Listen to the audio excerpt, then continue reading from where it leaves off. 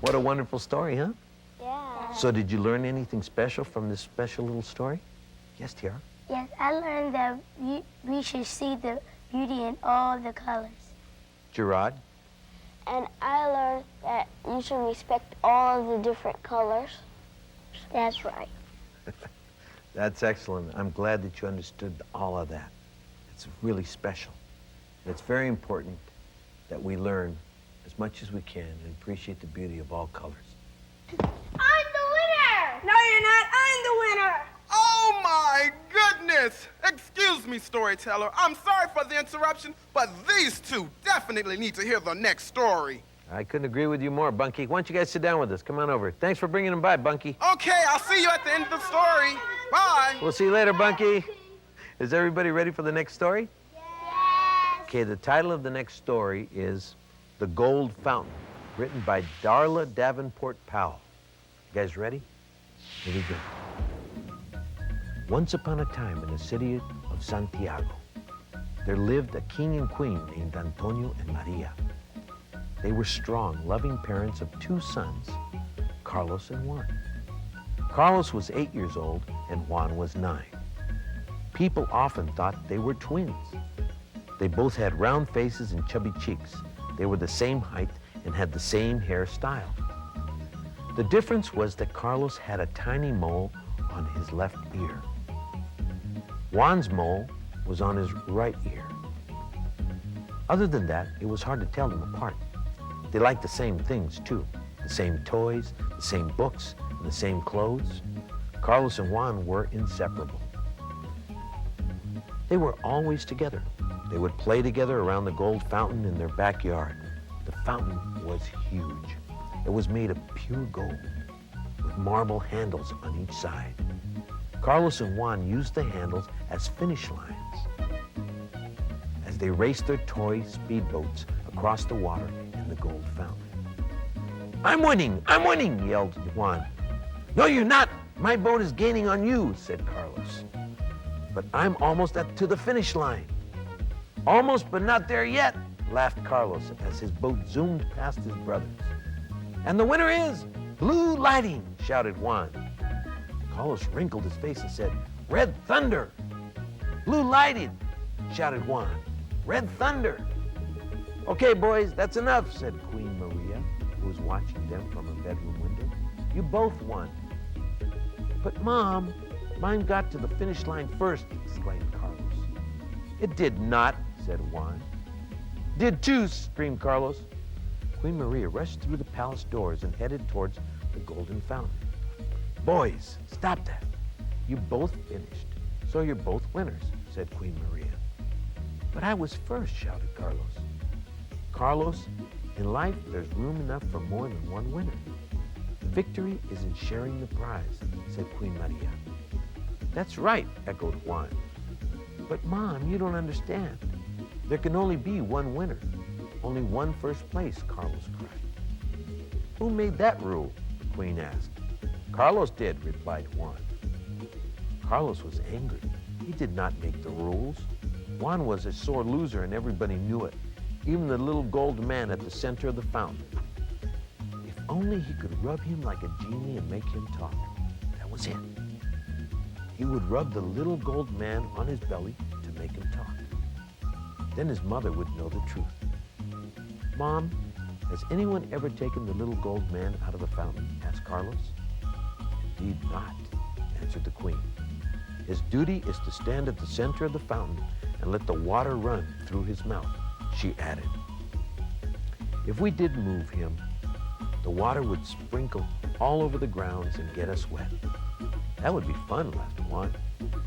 It would be a mess, said the Queen. Can't we just rub his little tummy? Asked Carlos. He looks so cute. Before his mother could answer, Carlos reached into the fountain and rubbed the little old man's tummy. Nothing happened except he got wet. Carlos, what did I tell you? You and your brother are not to touch the little gold man in the fountain, scolded the Queen. He's there to do his duty. She turned and headed towards the palace. The boys turned to each other. They had an idea. Carlos, are you thinking what I'm thinking? Asked Juan. The boys looked at each other. No, You're thinking what I'm thinking. He looked at the little gold man in the fountain and reached over to rub his tummy. He was careful not to get wet this time. He held the handles with his left hand and rubbed the little man's tummy with his right hand. Juan stood still. Gold man, with your shining face, jump down and tell us who really won the race, sang Carlos. Boom, shaka, boom! That instant, a gray puff of smoke suddenly appeared from nowhere. Juan and Carlos became frightened and held on to each other. They were shaking. The cloud disappeared and out popped the little gold man. He started dancing around the fountain. Boom, shaka, boom, I'm free, I'm free. Boom, shaka, boom, look at me, look at me. Gold man, is it really you? Asked Carlos. Is the sky blue? Laughed the gold man. He talks too, said Juan. Of course I do, laughed the little gold man. Juan looked at Carlos and shook his head.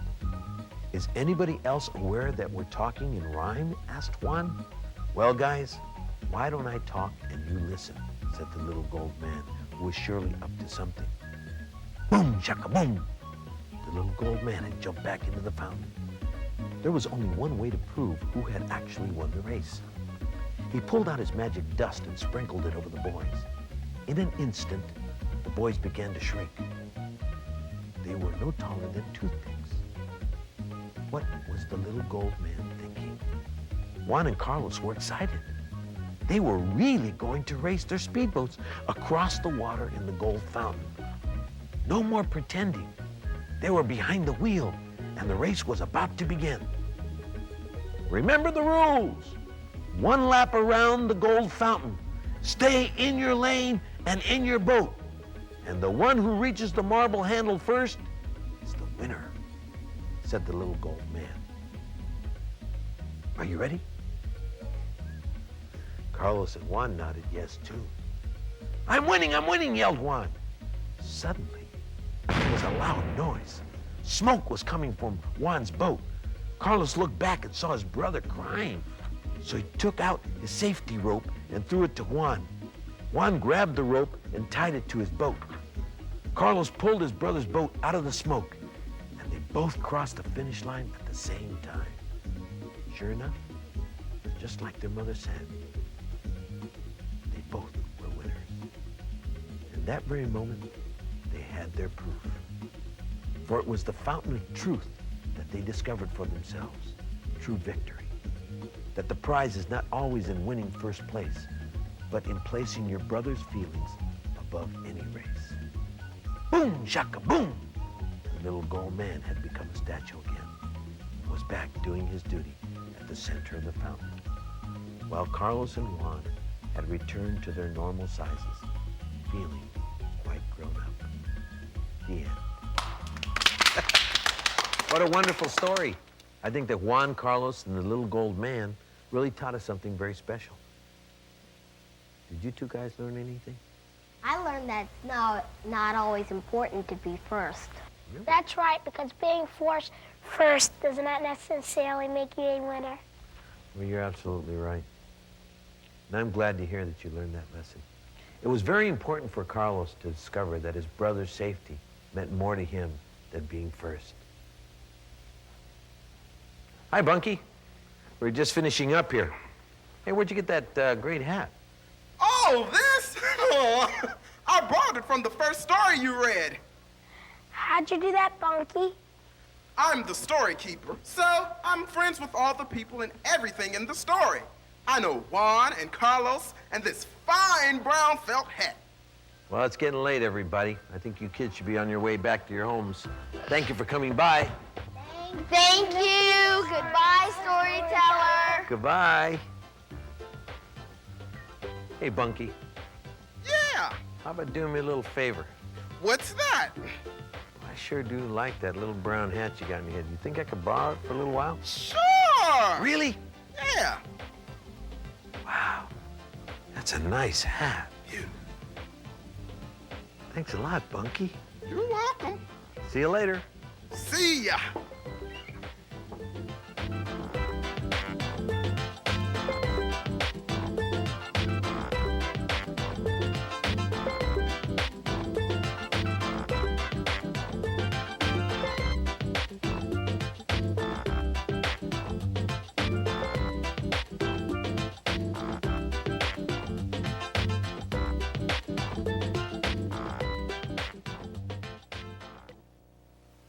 kids. I have a special read-along story just for you. Hello, my name is Nia Powell, and the story I'll be reading for you today is called The Smart Girl, written by Don P. Martin Jackson and illustrated by Albert Denham. It was almost the end of the day at Marshall Elementary School. Little Kendra Phillips was a little nervous as her third-grade teacher passed back the spelling test the class had taken last week. Kendra walked up to the front of the classroom to get her test paper. "Ugh," Kendra gasped. She could not believe her eyes. At the top of the test paper that she thought she did so well on sat the worst grade that Kendra had ever gotten. Miss Fletcher could see how upset Kendra was, so when the last school bell rang, she called Kendra to her desk. "Kendra, you will do better on your next test, okay?" said Miss Fletcher. "Sure I will," Kendra said, not really believing it. At home, Kendra told her parents all about how she studied real hard and still got a bad grade. She showed them the test and gave them the note from Miss Fletcher. They read it together. "I'm just dumb," Kendra cried, "and I never want to go back to school again. Even Miss Fletcher knows how stupid I am." "Miss Fletcher doesn't think you're dumb or stupid. She just thinks that you need a tutor for some extra help," said her father. The next day was Saturday, and Kendra woke up early so she could watch her favorite cartoons. Her mother came into the room and told her to hurry up and get dressed. "Come on, honey," said her father, "or we're going to be late." "Late for what, Daddy?" Kendra asked. She hadn't even eaten breakfast. "For your tutor, sweetheart," answered her father. "Now let's go." A little while later, they were there. They pulled into the driveway of the tiny little house that looked like it was made of cookies and candy. Kendra and her dad walked up to the house and knocked on the door. It looked like a big graham cracker. The door slowly opened, and a tiny little lady dressed all in blue stood before them. "You must be Kendra," said the little blue lady, "and you must be your father." The lady hugged them both. "I'm Miss Betty Baugh," she said, and told Kendra's father to pick her up in about 2 hours. Kendra followed Miss Betty Baugh through the little house into a small room where everything was blue. "Why is everything in here blue, Miss Betty Baugh?" Kendra asked as she ate her blueberry muffin. "Everything in here is not blue," Miss Betty Baugh answered. "Everything in here is yellow." But she didn't want to be rude to Miss Betty Baugh, so she said nothing. Maybe Miss Betty Baugh was right anyway. A few minutes passed, and Kendra finished her muffin. "Kendra," Miss Betty Baugh called, "a few minutes ago you asked me why everything in here was blue, and I told you it was yellow. Do you think it's yellow in here now?" "No, Miss Betty Baugh, I still think it's blue in here," Kendra answered. "Then why did you back down when you knew you were right and I was wrong?" asked Miss Betty Baugh. "Because I was afraid that I was seeing things and it was really yellow." "Do you know what confidence is?" Kendra said, Miss Betty Baugh. "Isn't it something that you need to have inside of you when you're afraid to do something?" Kendra answered. "Very good. You're a smart little girl, Kendra. You just don't know it. Confidence also means believing in yourself, and when it comes to school, you don't have any confidence inside of you," said Miss Betty Baugh. "When you answer a question in class, believe that it's right. Don't change it because you think it might be wrong. Most of the time, your first answer is the right answer. And if you happen to make a mistake, it's okay." A few weeks later, Kendra's grades in school had improved a whole lot. She got the best grades in the class. Whenever her teacher, Miss Fletcher, asked a question, she was the first one with her hand up. And even if she got a wrong answer, she still didn't get upset. She just tried harder the next time. One day at lunch, Kendra heard 2 of her classmates talking in the lunch line. "Kendra Phillips got the best grade on the math and spelling test," said one classmate. "Who's Kendra Phillips?" said the other. The first one answered, "You know Kendra Phillips, the smart girl." Kendra smiled and got her lunch. The end. Thank you.